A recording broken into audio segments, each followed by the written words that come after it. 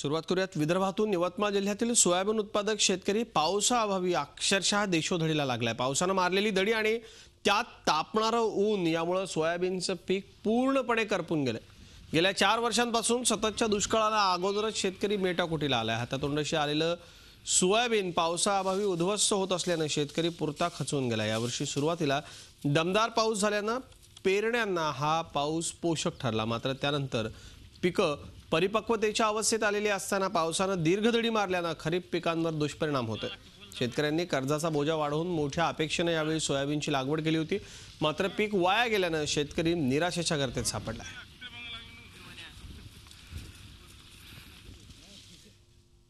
आणि आता शेतीसाठीची एक आश्वासक बातमी।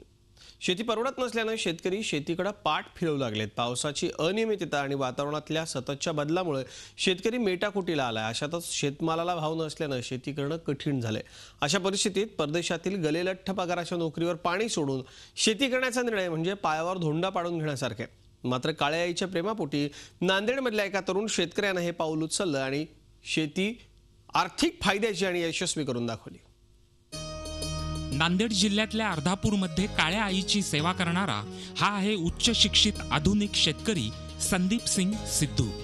कॅनडात मोठ्या पगारात आणि तो यशस्वी करूनही दाखवला।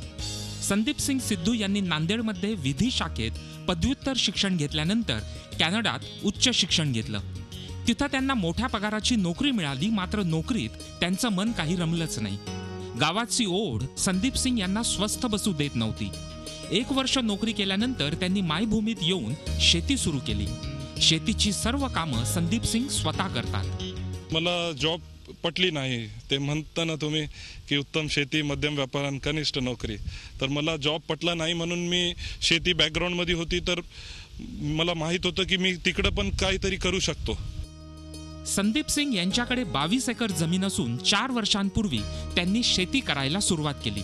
त्यांनी आपल्या शेतात विविध प्रयोग केले आहेत। नॉलेज आहे तुम्हाला शेतीमध्ये, तर तुम्ही आता मी आमच्या बाजारामध्ये गेलो नांदेडच्या, मी कसं नेटवर बघितलं होतं की रायझोबियम, ट्रायकोडर्मा आणि PSB वापरा, तुम्ही बीज प्रक्रिया करा। आमच्याकडे टेक्नॉलॉजी आहे, पण त्याचा वापर आणि आपले शेतकरी पण त्याचा वापर करत नाही, मला असं वाटते।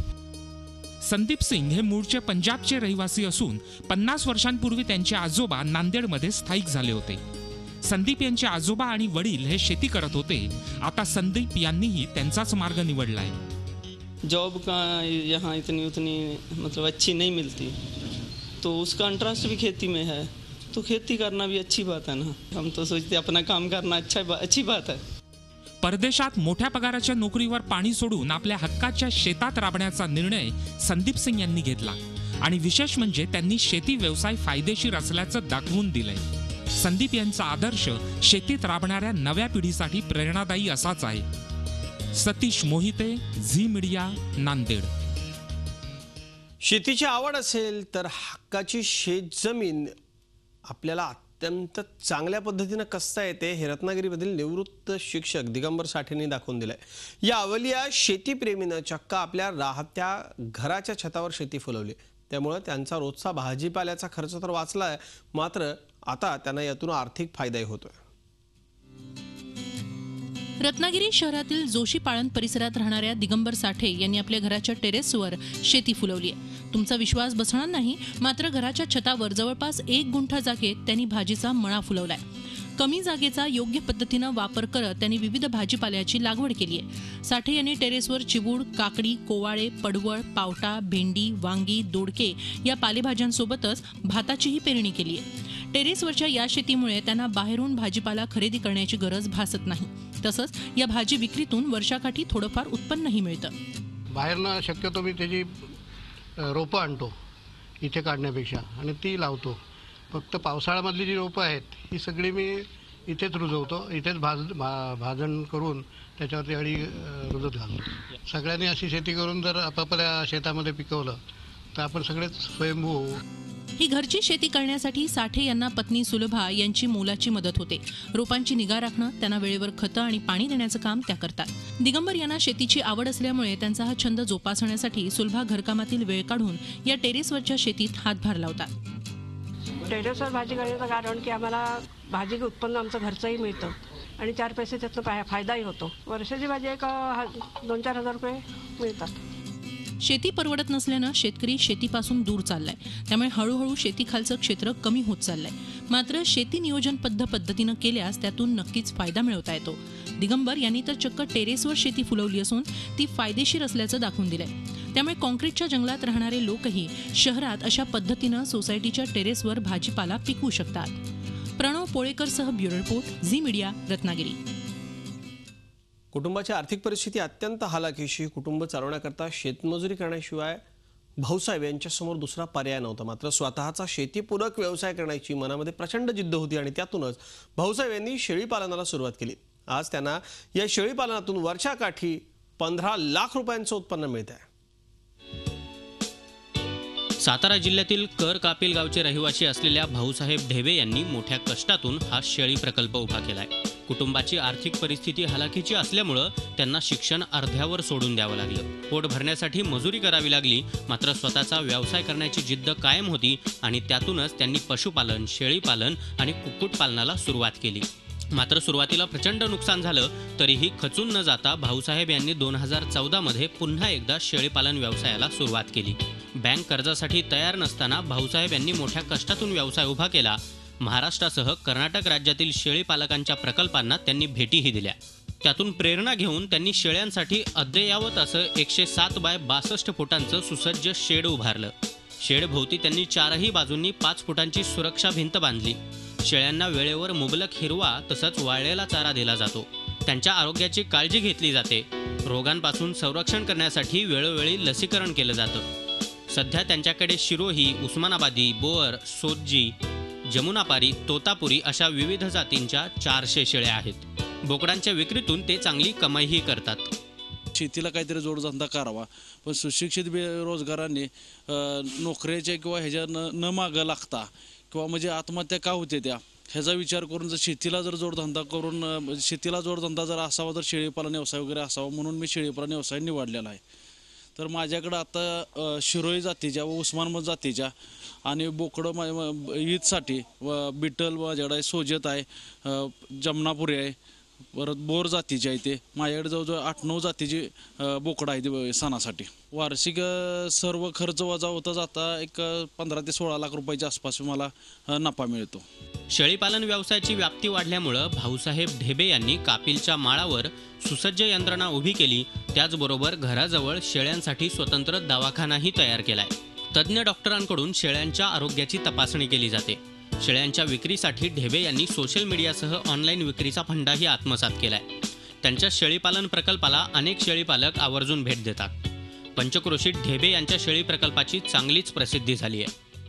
नोकरीच्या मागं किंवा न लागता की शेतीला जोडधंदा म्हणून एक व्यवसाय त्याने निवडावा. पण शेळीपालनसारखा दुसरा कुठलाही व्यवसाय नाही की शेळीपालनमध्ये भरपूर फायदा आहे, पण कसं त्याच्यात मन झोकून त्यात काम केलं पाहिजे. भाऊसाहेब यांना शेळीपालनाच्या कामात त्यांच्या कुटुंबाचीही मोठी मदत होते. भविष्यात हा व्यवसाय आणखी वाढवण्याचा त्यांचा मानस आहे. प्राध्यापिका म्हणून काम करताना एवढी म्हणजे आवड जास्त शेतीकडे असल्यामुळं, शेतीचा व्यवसाय घरचा असल्यामुळे आणि मला पण जास्त शेतीची आवड असल्यामुळं घरच्यांना साथ मिळावी आपलीही, मग त्या कामातून वेळ मिळत नव्हता म्हणून घरच्यांना साथ मिळावी म्हणून हा व्यवसायाकडे त्यांच्याबरोबर साथीला साथ देऊन उभं राहिली. शेळीपालन व्यवसाय हा शेतीपूरक असून तो नियोजनबद्ध पद्धतीने केल्यास त्यातून शेतीपेक्षा जास्त उत्पन्न घेता येतं हे भाऊसाहेब ढेबे यांनी दाखवून दिलंय. इतर शेतकऱ्यांनीही त्यांचा आदर्श घेतल्यास त्यांनाही अशाच प्रकारे उत्पन्न मिळवता येईल. विकास भोसले, झी मीडिया, सातारा.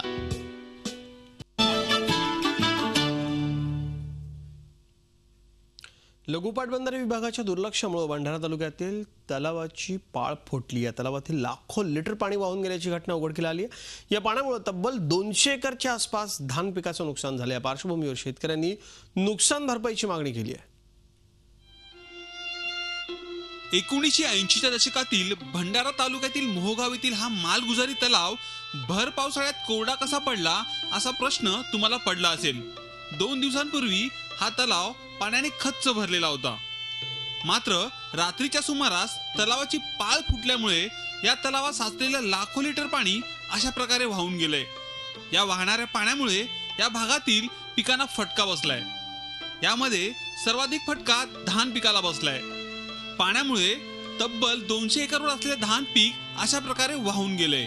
आमचे कास्तकार बांधव सर्वांचं नुकसान झालं। आता आपण 200 एकर मध्ये सर्वांचं नुकसान झालं। पाणी भरलं, त्यामध्ये साचलं, माती साचली आणि ही बांधली तुम्ही जे पाहून राहिले ही पूर्ण नष्ट झाली। याच्याकडे कोणी शासनाने लक्ष नाही दिला आणि याच्या कास्तकारांचं आता नुकसान कमसे कम 200 एकरच्या वरून सोनारी नुकसान झालेलं आहे। मागील 35 वर्षांपासून या तलावाकडे लघु पाटबंधारे विभागाने दुर्लक्ष केल्याचा आरोप शेतकऱ्यांनी केलाय। त्यामुळे शेतकऱ्यांवर आज ही परिस्थिती ओढावली आहे। त्यामुळे सरसकट मदत देण्याची मागणी स्थानिक शेतकरी संघटनेने केली आहे। एकही अधिकारी इथे येऊन बघितला नाही, ही सुद्धा शोकांतिक आहे। अधिकाऱ्यांनी यायला पाहिजे। आताही काही ना काही पाणी तो वाहत आहे, तो वाचवता येऊ शकत होता, कारण की मी सुद्धा अभियंता आहे, मला सुद्धा कळते आणि म्हणून शासनाने गांभीर्याने याच्याकडे लक्ष दिलं पाहिजे। आधी पाण्यामुळे आणि आता पाण्याअभावी असं दुहेरी संकट या भागातील शेतकऱ्यांवर ओढवलंय। त्यामुळे आता प्रशासन काय भूमिका घेते याकडे सर्वांचं लक्ष लागलेलं आहे। माधव चंदनकर, झी मीडिया, भंडारा।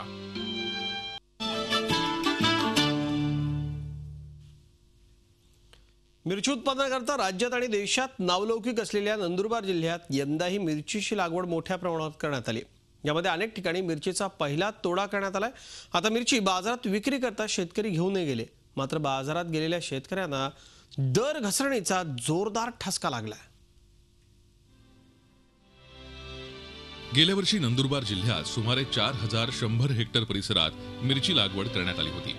यंदा या क्षेत्रात काही अंशी वाढ होऊन हा आकडा साधारण 5400 हेक्टर पर्यंत स्थिरावलाय। पावसाचा लपंडाव, ढगाळ वातावरण, किड्यांचा प्रादुर्भाव यावर मात करत शेतकऱ्यांनी मिरची रोपं जगवली आहेत। यात अनेक शेतकऱ्यांनी गेल्या आठवड्यापासून पहिला तोडा करून तो माल बाजारात पाठवला होता। या ठिकाणी साधारण 2000 रुपये क्विंटल पर्यंत दर मिळण्याची अपेक्षा असतानाच दरांमध्ये घसरण झाली। 3 ते 4 रुपये किलो दरानं मिरचीची खरेदी बाजारात करण्यात आली। मिरचीला 3 रुपये 4 रुपये दराने भाव मिळतोय। आम्हाला 45 रुपये खर्च, 45,000 रुपये खर्च झाले आहेत। याचे कोणी पटकन भेटत नाही आम्हाला आणि उत्पन्न एकदम सुरू झालं। त्याच्यामुळे इथं सरकारने लक्ष द्यावं अशी आपली अपेक्षा आहे। एका मी एकरीला खर्च 40 ते 50,000 रुपये, कमीत कमी 45 ते 50,000 रुपये आहे आणि आज मिरची मार्केटमध्ये 3 रुपये 4 रुपये किलो जाऊन आहे। काही व्यापारी तिला म्हणजे त्या जेव्हाची पहिला मुद्दा म्हणजे या बीजेपीच्या राजमध्ये सरकारी शेतकऱ्यांचं पुरं वाटोळा केलेलं आहे। नंदुरबार बाजारापर्यंत लागणारं वाहन भाडं, मजुरांचा खर्च, फवारणी, पाणी, वीज वापर, लागवड आणि महागड्या रोपांची खरेदी असे एक दिव्य पार पाडून तयार झालेल्या फळाला केवळ 3 आणि 4 रुपये भाव पाहून अनेक जण निराश झाले होते। मात्र पर्याय नसल्यानं अखेर मिरची मिळेल त्या भावात विक्री करून शेतकरी माघारी फिरले। एकरी 40,000 रुपये खर्च झालेला आहे आणि पाहिजे तसं भाव नसल्यामुळे आमच्या मुद्दली रक्कम आम्हाला मिळत नाही। तरी म्हणजे शेतकऱ्यांनी काय करावं हे समजून नाही राहिलं की आत्महत्या करावं किंवा काय करावं। उत्पादन खर्चही निघणार नसल्यानं बळीराजाचं आर्थिक गणित चुकणार आहे। एखाद्या अभिनेत्यानं सोशल साईटवर केलेल्या तक्रारीची दखल घेणारे राज्याचे मुख्यमंत्री शेतकऱ्याच्या मालाच्या हमीभावासंदर्भात अशी तत्परता दाखवतील का, असा प्रश्न शेतकरी उपस्थित करतायत। प्रशांत परदेशी, झी मीडिया, नंदुरबार। शेतकऱ्यांच्या हमीभावाच्या लढ्यामध्ये पीक पाणी आणि झी 24 तास कायम आणि सतत सहभागी आहे। या सगळ्या संदर्भातल्या बातम्या आम्ही कायम दाखवतो, पण सरकारला जाग आता आलीच पाहिजे। पीक पाणीमध्ये इथेच थांबतोय। ताज्या बातम्यांसाठी पाहत राहा झी 24 तास। राहा एक पाऊल पुढे।